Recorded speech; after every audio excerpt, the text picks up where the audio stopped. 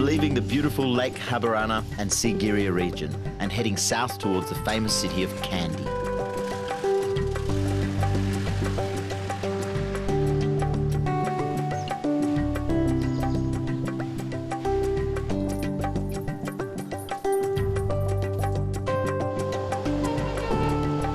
On the way, I'm stopping off near Matale.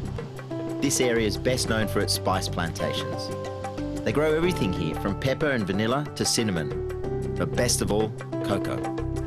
Whoa, cocoa pod, and it looks ripe. My mum was a tour guide in Sri Lanka, and she used to bring these to us whenever she could. You cut them, and inside is this succulent flesh with the seeds. I'm not really sure how to do it. I haven't done it for a long time, but I've asked the guy, he's given me permission. I'm going to rip this one off and see what I can taste from it. Chocolate is made from the seeds, but I'm going to taste the flesh. Ah, just heard a crack then, and I think that's when you pierce the skin. Because the shell, I remembered it as being soft, but the shell, it's a real shell. There we go. Oh, look at that. Now, I'm told if the seeds are pink, it's the best. My mouth's watering. It's soft, it's juicy. It's like a mangosteen, maybe. Oh. It was. The memories were right. They served me correctly. It tastes fantastic. It's a combination between soursop and mangosteen. Texturally, silky and soft. And when you take in the aroma, your mouth waters because it's got this sweet and sour flavour as well. It's great. I eat heaps. Keep those memories coming. The spice gardens are a big hit with tourists, but I'm here to meet someone who most people never even notice. Ah. Ayubowan. Ayubowan. My name's Peter. How are you? Yes, friend. And this is where you live? Yeah, I live. This gentleman is a labourer in the fields and looks after all the different spices. Cocoa. We've seen this one. Beautiful. Cocoa. It's not quite ripe yet. PHIM earns about $3 a day for tough physical work, but his garden is a thing of envy. Go to Kola? Yeah, go to college. Go to college. Nice. The reason I wanted you to meet PHIM is because, in some ways, he's typical of many Sri Lankans. He has almost nothing, but he's proud of what he does have, and he wants to share it. Coconut, mango. I came here to meet him, not to have lunch, but it's all good. The coconut, young coconut, right? Yeah. A little bit soft. Young coconut, mango. And mango. Mango's good.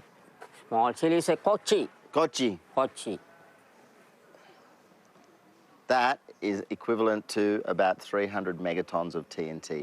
Put that in your mouth and you know all about it. I'm not going to do it. It's a green pepper.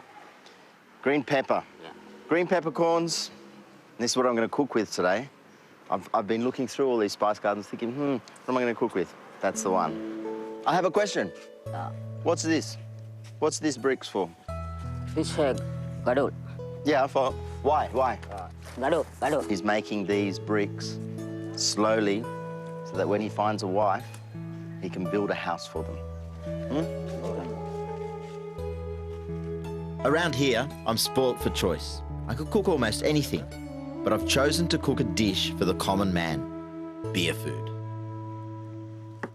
Black pepper beef, green peppercorns, wrapped in betel leaves. A simple dish, very quick to make. I got this beef off a chef friend in a hotel. Middle of the night, he got into a tuk-tuk and went down the hill and got me some beef. So I feel very privileged that he's looking after me like this. Beautiful fillet I've used. Probably best to use something like fillet because it's soft and it's a stir-fry. And if a stir-fry cooks quickly and your beef isn't tender, it's going to be quite chewy. I also had a great experience of some very, very, very hot chilies called kochi, which I'm going to infuse in there too. These things are so hot, it actually gave me a twitch in one of my eyes. I'm going to use 3, and then I'll get someone to taste it and see whether... If you want to, you can use normal green chilies, very, very finely sliced. Kind of reminds me of a dish called chicken yassa, which was taught to me by a Senegalese kitchen hand many years ago in London. So I've got my chili. I'm going to put some lime into that with the beef. And what that's doing is basically cooking it. Just going to give that a little mix around and let all those flavours go in. The other thing I'm going to add to that is black pepper. Good sprinkle. It's a dish that my dad used to like as well. And some salt. Goes really well with a beer.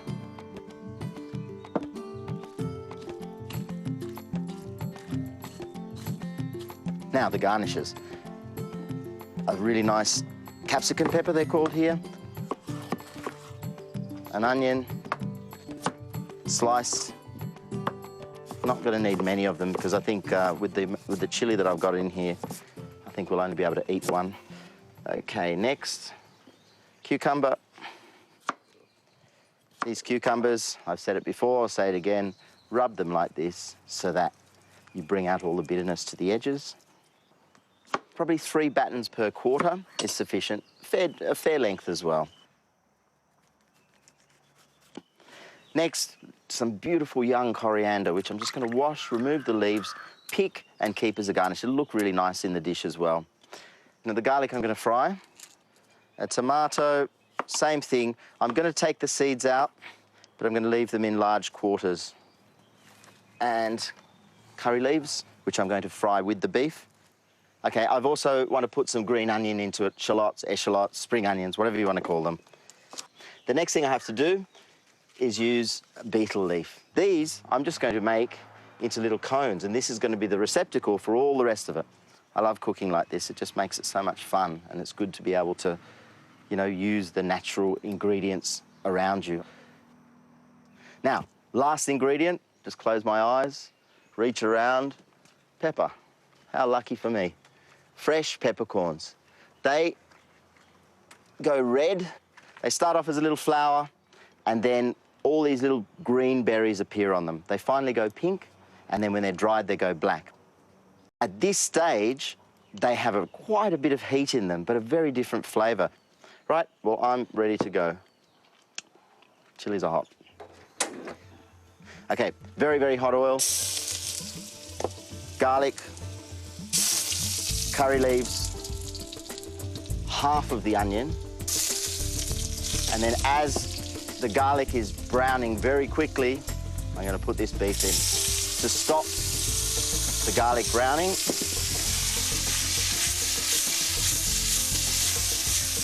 And keep that heat. Smells pretty good. Smell of crispy fried garlic is always fantastic.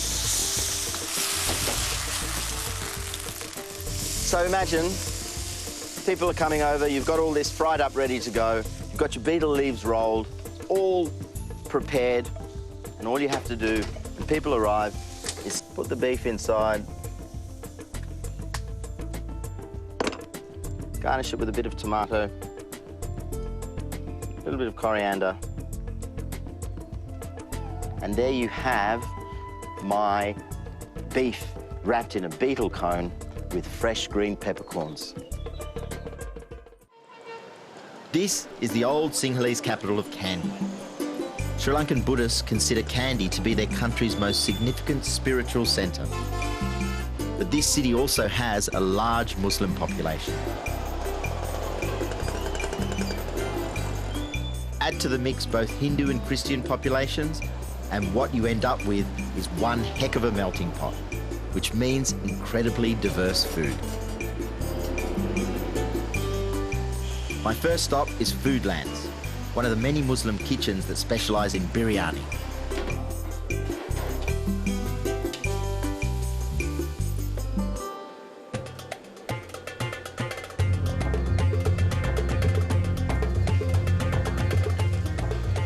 Biryani originated in Persia. It's a rice-based dish that takes hours to cook. They first blanch the rice in stock. Next, chicken pieces are spiced and mixed with buffalo curd. And then, layer by layer, they construct the biryani.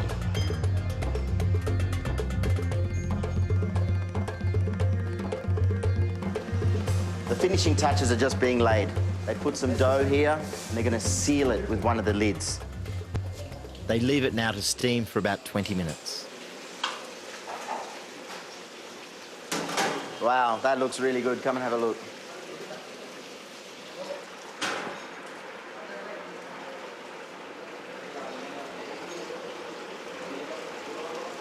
There's the layers. To me, it smells fragrant. The raisins add that sweetness to it. The spices and the fresh herbs on top just all combine into a mouth-wateringly delicious meal. Food of the kings. Very good.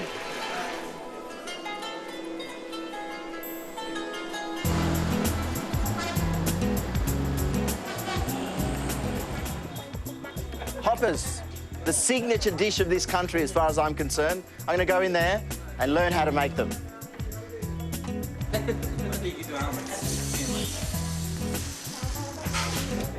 Here they are. These things are like a European crumpet, but made with a fermented rice flour. Hoppers are so versatile. You can eat them with an egg for breakfast, with curry, sambal or chili.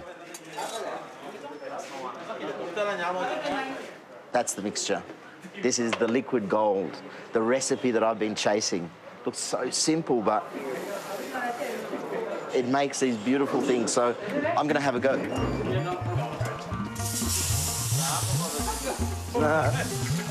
Don't laugh. Hey! That's a shocker. Here we go, the unveiling. What do you think? Not good. Come on. Too hot, too thick, and terrible action on the hands. So I had to go. I'm going to stay with them and do a few more. I'll get good at it. Thank you.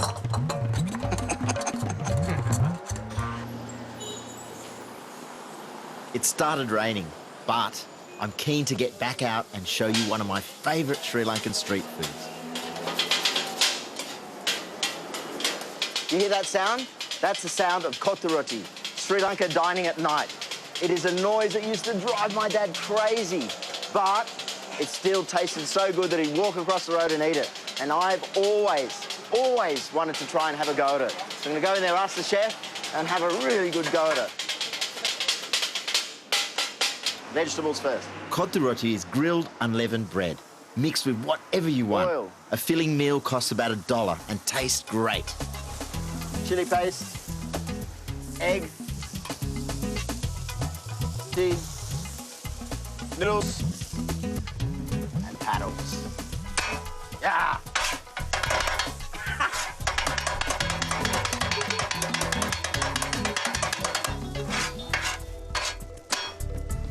Done. The city of Kandy was Sri Lanka's royal capital for 2,500 years. The kings have gone, but it's still considered the spiritual centre for Sri Lankan Buddhists. Because of this place, the Temple of the Tooth.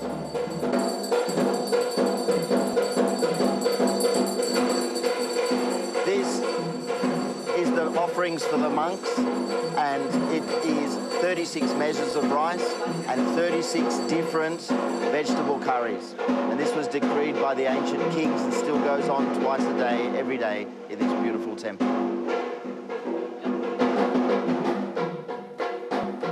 All Sri Lankan Buddhists believe that they should visit the Temple of the Tooth at least once in their lives. And the story goes that Buddha's tooth was taken from his funeral pyre and smuggled into Sri Lanka by a princess. My dad brought me here almost every year. He loved it. I loved it. It was our special place. When I hear the Kandy drums, I can almost see my dad smile. When we moved to Australia, Dad would listen to the recordings of the Kandy drums. It used to make him quite emotional.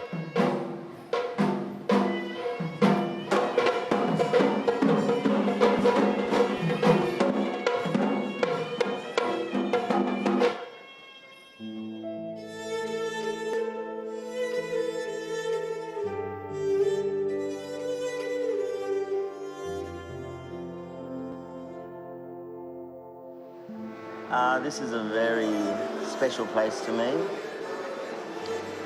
Nobody knows about this little spot, except you now, I guess. But every time I come to this temple, I come here. It gives me a few minutes to think about my dad. And they say, as long as you keep thinking about somebody, they never die. So, it's my time. Dad's time.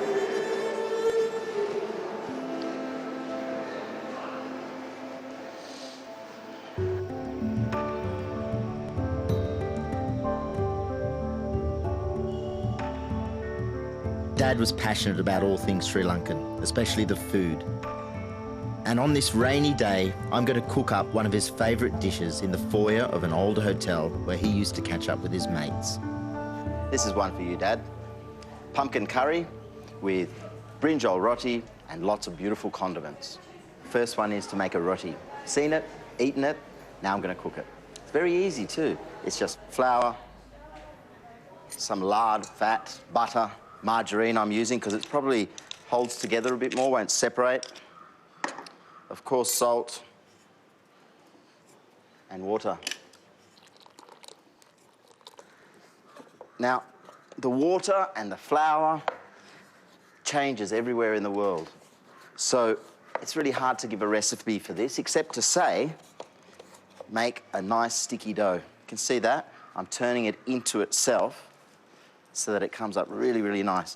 And then break it into balls and put it into the oil. Next, brinjal pickle. We have eggplant, red onions, one last thing, green chilli. And then we're going to douse it in turmeric.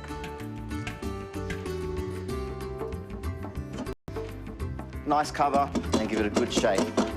Basically what we're doing is coating everything with that beautiful turmeric, and then I'm going to deep fry it. Keep some of it on your spoons in case it does get away from you, and then you can pull it out. That's nice. I'm just going to put it into a bowl. All right, so I'm going to make the spice mix, getting my chatty nice and hot, putting some vegetable oil into it, curry leaves, some sliced garlic, mustard seeds. This is the pickling mix. Cumin seeds, a little bit more turmeric, and then some sugar, and stop the cooking with some vinegar.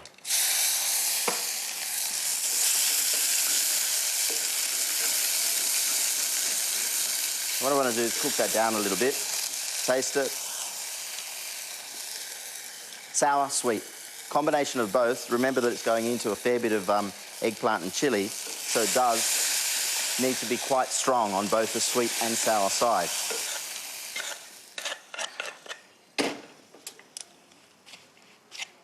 Everything's staying whole.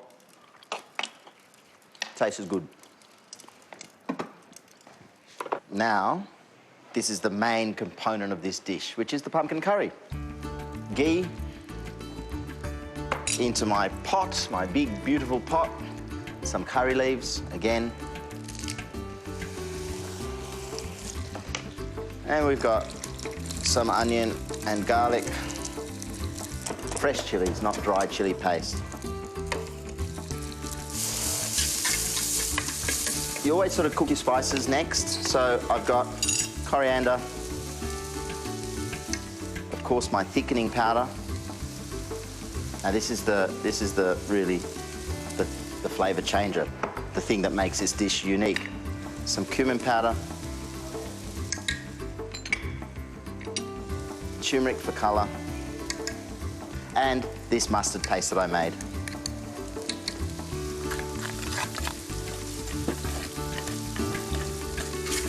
Roasting all of these off, and now placing my pumpkin into the curry base. A little bit of water, and then some first extract of coconut. Salt, and then I'm going to put a lid on this and simmer it. Can't wait to put this together. Now, I'm going to finish off my rotis.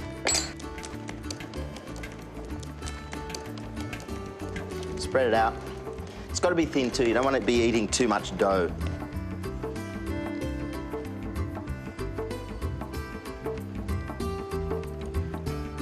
These rotis need to be triangular.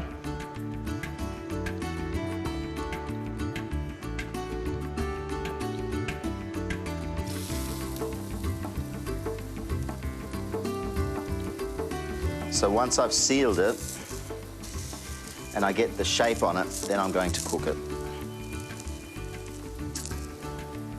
That's pretty good, I reckon. I'm happy with that. Fantastic. My dad's favourite song. I'm going to serve up one of my dad's favourite dishes. And this is really Sri Lanka's song. So what a way to do this. What a way to finish this dish. To plate up, we're going to have some gochi kolo sambal, some dal soup, some nice hot steaming rice, 2 pieces of pumpkin, stacked nice and high, and our beautiful roti. It's for you, Dad.